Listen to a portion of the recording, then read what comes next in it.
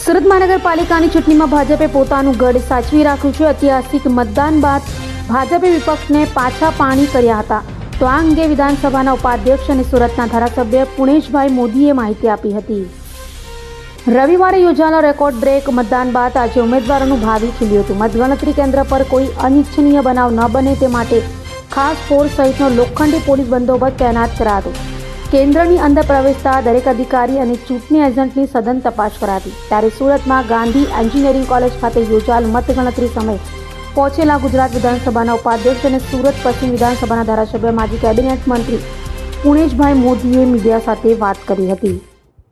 ગાંધી એન્જિનિયરિંગમાં સમગ્ર સુરત મહાનગરના 30 વોર્ડનું ગણતરીનું કામકાજ ચાલી રહ્યું છે અને આપ જોઈ શકો છો કે રુઝાન ભારતીય જનતા પાર્ટીની તરફેણમાં આગળ વધી રહ્યું છે।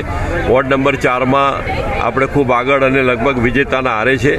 સમગ્ર સુરત મહાનગરમાં ભાજપની અનેક વોર્ડોમાં પેનલ ભવ્ય રીતે જીત નિશ્ચિત બની ચૂકી છે। આમ આદમી પાર્ટી માત્ર પોકળ દાવા કરે છે, વિરોધ કરવા ખાતર વિરોધ કરે છે।